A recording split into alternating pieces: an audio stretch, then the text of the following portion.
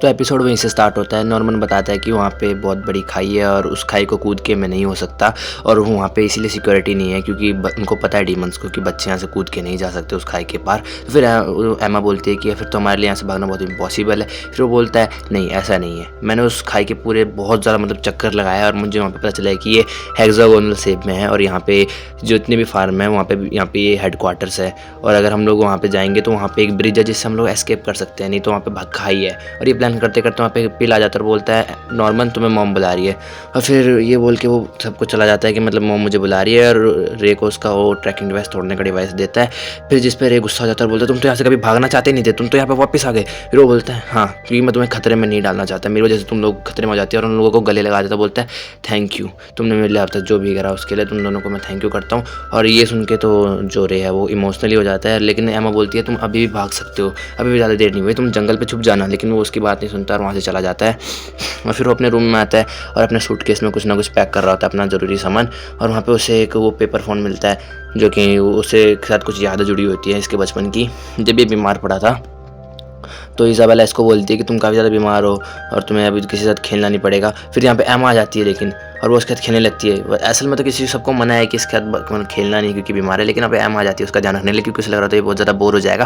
फिर वो बोलता है तुम्हें भी जुकाम हो जाएगा, लेकिन एमा बोलती है मुझे जुकाम नहीं होगा, तुम टेंशन मत लो।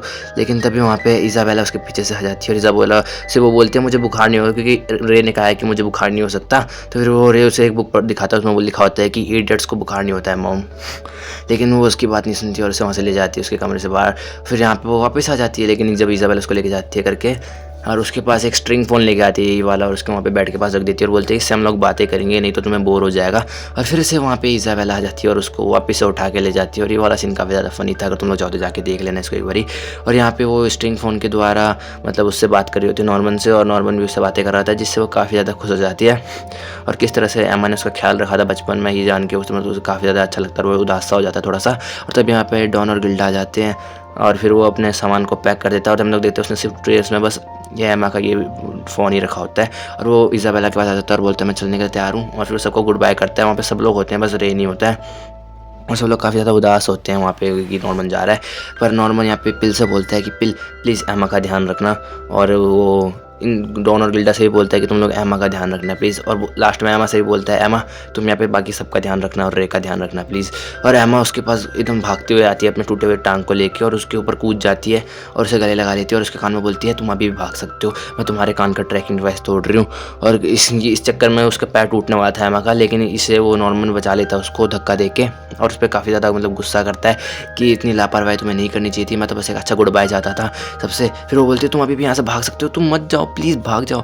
लेकिन वो उसे बोलता है एमा प्लीज़ ऐसा मत करो, और यहाँ पे काफ़ी ज़्यादा इमोशनल सीन बना देता है। लेकिन ये इज़ाबेला सारा का सारा इमोशनल सीन तोड़ देती है, और मुझे समझ नहीं आता मैं यहाँ पे हंसूँ क्या करूँ, क्योंकि इमोशनल सीन को एकदम फ़नी कर दिया इसने।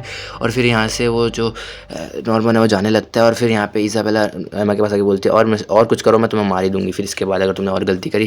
फिर नॉर्मन बोलता है मुझे एमा से एक बारी बात करनी है, और उससे वो लास्ट टाइम बोलता है कि थैंक यू एमा तुमने जो भी मेरे लिए उसके लिए किया। और फिर वो उसको उसका रे का ट्रैकिंग डिवाइस देता है और बोलता है मैंने इसे छुपा लिया था मोम से अभी, नहीं तो हम पकड़े जाते हैं। और उसको गले लगा के बोलता है हार मत मानना, तुम यहाँ से भाग सकते हो।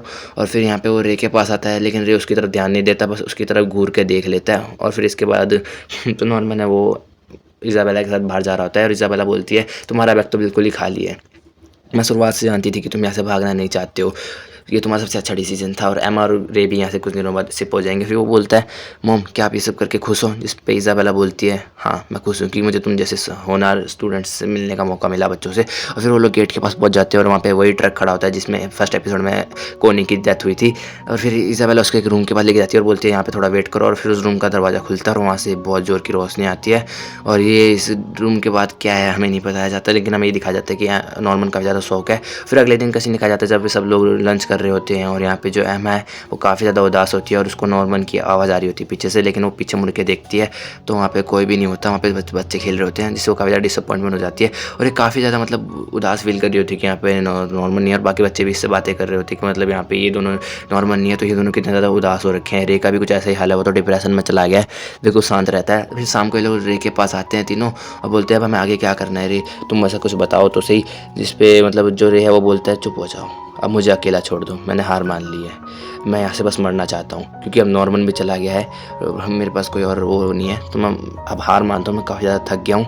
और तब यहाँ पे जो एमा है वो उसके पास आती है, उससे बोलती है ये तुम्हारा है ट्रैकिंग डिवाइस, तोड़ने का डिवाइस, रे इसे तुम ले लो, जिससे वो बोलता है तुम ही इसे रखो, अगर तुम्हारा मतलब भागने का मन है तो तुम इसे यूज़ कर लेना। और एमा से सॉरी बोलता है कि एमा मैं हार मानता हूँ, जिस पर एमा को काफ़ी ज़्यादा बुरा लगता है और एमा भी वहाँ से चली जाती है और वो अपने कमरे में आती है और कमरे में आके वो काफ़ी ज़्यादा रोती है और उसको रोते हुए इज़ाबेला भी देख लेती है और उसको गले लगा लेती है और उससे बोलती है कि इसमें तुम्हारी गलती नहीं है, लेकिन तुम यहाँ से कभी भाग ही नहीं सकती, पॉसिबल ही नहीं है, तो मैं तुम्हें एक ऑफ़र देती हूँ कि तुम यहाँ पे मॉम बन जाओ, नहीं तो तुम भी ऐसी ज़िंदगी जियोगे। तो फिर जिस पे जो हमें पता ही है कि एमा मना कर देती है कि मैं ऐसा नहीं करूँगी, जिस पे इज़ाबेला बोलती है तो ठीक है, वैसे भी तुम्हारे यहाँ से भागने का कोई चांस नहीं है, तो अब झेलो अपनी ज़िंदगी को, बाय। फिर वो वहाँ से चली जाती है उसको वहाँ पे अकेला छोड़ के। फिर हम लोग देखते हैं कि ऐसे ऐसे करके नवंबर भी ख़त्म हो गया है और अब यहाँ पे दिसंबर चालू है, लेकिन ये लोग अभी भी मतलब बिल्कुल उदास होते हैं और रे का तो कुछ ज़्यादा ही बुरा हाल हो रखा होता है, वो तो बिल्कुल सांस भी नहीं ले रहा होता। और फिर यहाँ पे जो इज़ाबेला है वो इन पर नज़र रख रही होती है और ऐसे ऐसे करते करते जनवरी आ गई होती है और जनवरी 15 मतलब आज 14 है, कल 15 है और आज लास्ट डे है जब रे हमारे साथ है। और यहाँ पे रे ना वो इज़ाबेला की फेवरेट धुन गा रहा होता है, तभी यहाँ पे एमा आ जाती है और उससे पूछती है तुम क्या कर रहे हो, तो रे बोलता है कुछ नहीं, बस अब मेरा यहाँ पे आज आखिरी रात है, तो फिर मैं यहाँ से थोड़ा सा अकेले में बिता रहा था। फिर वो एमा से पूछता है क्या एमा तुमने सच में यहाँ पे हार मान ली है? फिर वो बोलता है तुमने हार नहीं मानी ना एमा, मुझे पता है, जिस पे एमा एक मतलब ऐसे स्माइल दे के बोलती है और कुछ बोलती नहीं है। मतलब इसी का एपिसोड यहाँ पे ख़त्म हो जाता है। तो अगले एपिसोड में क्या होगा देख लेना, आएगी वीडियो।